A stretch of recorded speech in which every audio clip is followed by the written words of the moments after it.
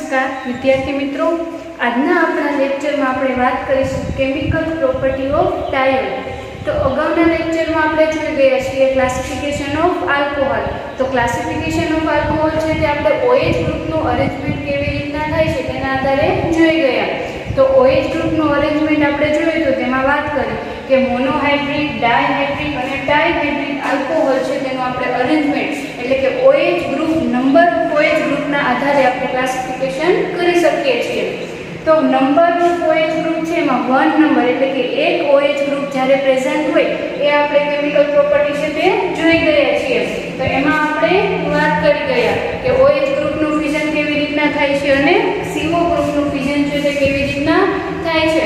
હવે આજના લેક્ચરમાં આપણે જોઈશું કે કેમિકલ પ્રોપર્ટી ઓફ ડાયોલ। ડાયોલ્સ મતલબ કે 2 હાઇડ્રોક્સિલ ગ્રુપ છે તે આપણને જોવા મળે છે। તો કેમિકલ પ્રોપર્ટી ઓફ ડાયોલ છે તેના મેઇનલી બે ટાઈપ છે।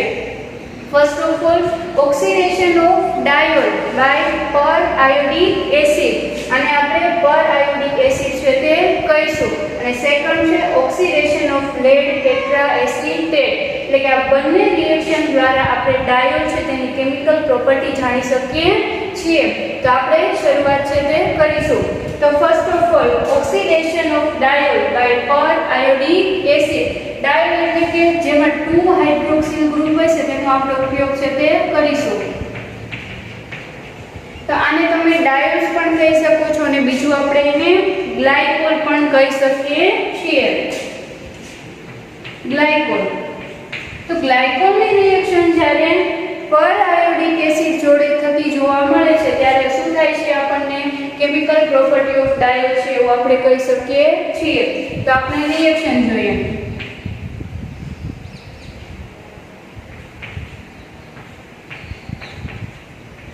પર આયોડિક એસિડ H5IO6 એટલે કે પર આયોડિક એસિડ। જ્યારે પર આયોડિક એસિડ છે તેનું આપણે ઓક્સિડેશન કરીએ છીએ।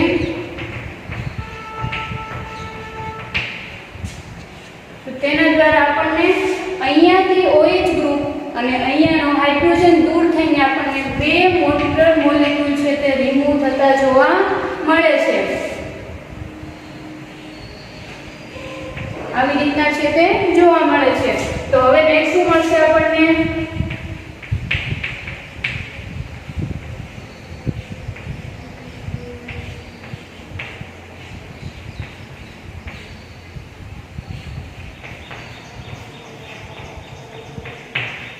આવી રીતના છે તે આપણને જોવા મળે છે।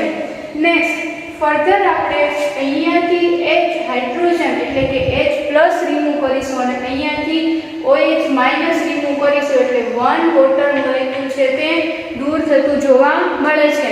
તો અહીંયા આપણે H+ જ્યારે દૂર કરીએ છીએ તો H+ એટલે કે હાઇડ્રોજનના ઇલેક્ટ્રોન છે તે કાર્બન ઓક્સિજનને આપે છે એટલે ઓક્સિજન છે તે અહીંયા ડબલ બોન્ડનું ફોર્મેશન થતું જોવા મળે છે।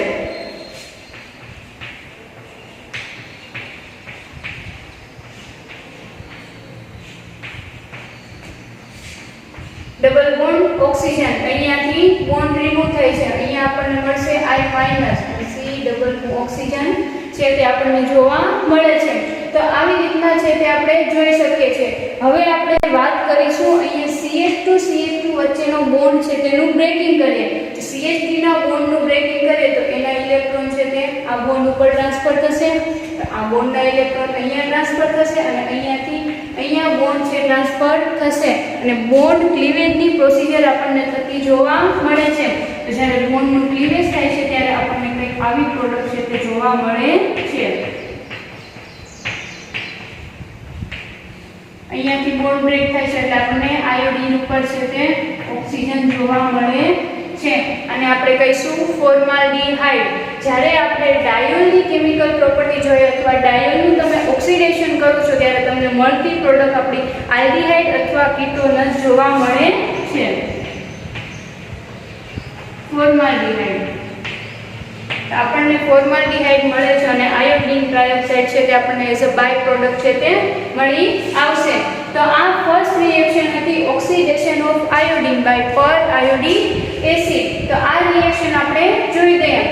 જ્યારે આપણે પર આયોડિક એસિડ એટલે કે HiO4 and H5IO6 એને તમે માલબ્રેડ રિએક્શન પણ કહી શકો છો. માલબ્રેડ રિએજન્ટ. આ માલબ્રેડ રિએજન્ટની હાજરીમાં તમે ડાયોલનું ઓક્સિડેશનની રિએક્શન કરો છો એટલે આ થતી રિએક્શનને આપણે માલબ્રેડ રિએક્શન પણ કહી શકીએ છીએ. તો ધીસ રિએક્શન નોન એઝ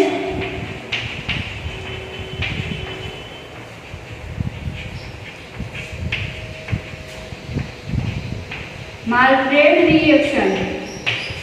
તો આ હતી આપણી first oxidation reaction, oxidation of periodic acid કે ડાયોલનો પર આયોડિક એસિડની હાજરીમાં આપણે શું કરીએ છીએ ઓક્સિડેશનની પ્રોસિજર. તો આપણે અહીંયા રિએક્શન જોઈએ કે જ્યારે ગ્લાયકોલનું પર આયોડિક એસિડ એટલે કે માલબ્રેડ રિએજન્ટ દ્વારા તમે ઓક્સિડેશનની પ્રોસિજર કરો છો ત્યારે આપણને અહીંયા સાયક્લિક એસ્ટરનું ફોર્મેશન થતું જોવા મળે છે. એન્ડ ફાઇનલી સાયક્લિક એસ્ટરમાંથી આપણને ફોર્માલ્ડિહાઇડ છે તે જોવા મળે છે એન્ડ આયોડિન ટ્રાયોક્સાઇડ છે બાય પ્રોડક્ટ તરીકે મળે છે. તો આ હતી આપણી ફર્સ્ટ રિએક્શન કે oxidation of diol by periodic acid. And હવે આપણે જોઈશું second reaction oxidation of lead tetraacetate કે લેડ ટેટ્રાએસિટેટની હાજરીમાં તમે જ્યારે ડાયોલનું ઓક્સિડેશન કરો છો ત્યારે આપણને શું જોવા મળે છે. તો આપણે હમણાં જ વાત કરી કે ડાયોલનું તમે ઓક્સિડેશન જ્યારે કરો છો ત્યારે મળતી પ્રોડક્ટ હંમેશા કીટોન અથવા આલ્ડીહાઇડ હશે. CH2OH ડાયોલ અને આપણે ગ્લાયકોલ કહીશું. ગ્લાયકોલ છે તે કહી શકીએ છીએ અથવા આને આપણે વિસિનાલ 1,2 ડાયોલ પણ કહી શકીએ છીએ. વિસિનાલ 1,2 ગ્લાયકોલ એટલે કે જ્યારે તમે બંને કાર્બન અલગ અલગ કાર્બન ઉપર હાઇડ્રોક્સિલ ગ્રુપ તમને જોવા મળે છે એને આપણે વિસિનાલ ગ્રુપ છે તે કહી શકીએ છીએ. એની રિએક્શન આપણે લેડ ટેટ્રાએસિટેટ જોડે કરાવીશું.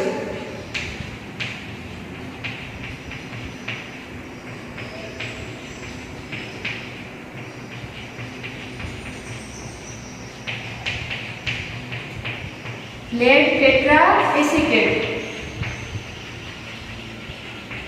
જ્યારે લેડ ટેટ્રાએસિટેટ હારે ગ્લાયકોલની રિએક્શન થાય છે ત્યારે આપણને કંઈક આવું જોવા મળે છે. અહીંયાનો હાઇડ્રોજન અને અહીંયાથી બે લેડ ટેટ્રાએસિટેટની અંદર જે એસિટેટ ગ્રુપ છે તે રિમૂવ થશે અને અહીંયા આપણને 2 મોલ ઓફ CH3COOH એટલે કે એસિટિક એસિડ છે તે રિમૂવ થશે. અહીંયાના બે હાઇડ્રોજન અને અહીંયાના બે જે એસિટાલ ગ્રુપ છે તે રિમૂવ થતું જોવા મળે છે. તો ફાઇનલી આપણે જોઈએ શું જોવા મળે છે.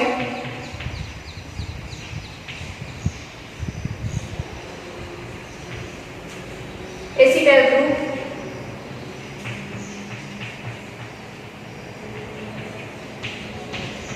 આવી રીતના છે તે આપણને જોવા મળે છે. હવે આપણે બોન્ડ ક્લીવેજનું કાર્ય કરીશું. તો બોન્ડ ક્લીવેજ તમે જ્યારે કરો છો કે CH2 વચ્ચેનો બોન્ડ બ્રેક કરો છો તો CH2 વચ્ચેનો બોન્ડ બ્રેક થાય તો ઇલેક્ટ્રોન છે તે અહીંયા મૂવ થશે. અહીંયાના ઇલેક્ટ્રોન PP ઉપર અને અહીંયાના ઇલેક્ટ્રોન છે તે આ બોન્ડ પર માઇગ્રેટ થશે. તો જ્યારે આવી રીતના બોન્ડ માઇગ્રેશન થાય છે ત્યારે આપણને ફાઇનલી પ્રોડક્ટ શું જોવા મળે છે. અહીંયાના બોન્ડ છે તે અહીંયા ઇલેક્ટ્રોન ટ્રાન્સફર થશે એટલે અહીંયા પાઈ બોન્ડનું જનરેશન જોવા મળે છે.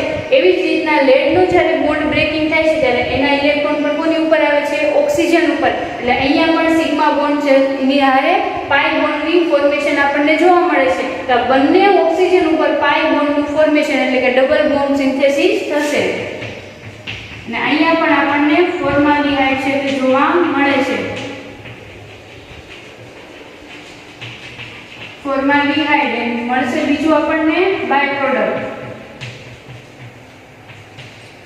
લેડ ડાઇએસિટેટ છે તે આપણને જોવા મળશે. લેડ ટેટ્રાએસિટેટનું આપણે ઓક્સિડેશન કરેલું અને બાય પ્રોડક્ટ તરીકે આપણને લેડ ડાઇએસિટેટ છે તે જોવા મળે છે અને ફોર્માલ્ડિહાઇડ છે તે એઝ અ પ્રોડક્ટ જ્યારે ઓક્સિડેશન કરું છું ત્યારે આપણને જોવા મળે છે. તો આ હતી આપણી બે reaction chemical property of diol કે ડાયોલની તમે કેમિકલ પ્રોપર્ટી જોવો છો તો આપણને અલગ અલગ ઓક્સિડેશન રિએક્શન છે તે જોવા મળે છે. તો આ હતું કેમિકલ પ્રોપર્ટી ઓફ ડાયોલ અને હવે આપણા આવતા નેક્સ્ટ લેક્ચરમાં આપણે વાત કરીશું એસિડિટી વિશે એટલે કે ફિનોલ અને આલ્કોહોલની આપણે અત્યાર વિશે વાત કરેલી, એનું ક્લાસિફિકેશન જોયેલું, એની પ્રોપર્ટી જોયેલી, એની કેવી રીતના સિન્થેસિસ થાય છે તેની આપણે વાત કરી ગયા. હવે આપણે અગાઉના લેક્ચરમાં વાત કરીશું કે કેવી રીતના આલ્કોહોલ અને ફિનોલની એસિડિટી આપણને કેવી રીતના જોવા મળે છે, કોની એસિડિટી વધારે હશે, કોની ઓછી હશે, તે બધી જ વાત આપણે આગળ આવતા નેક્સ્ટ લેક્ચરમાં વાત કરીશું.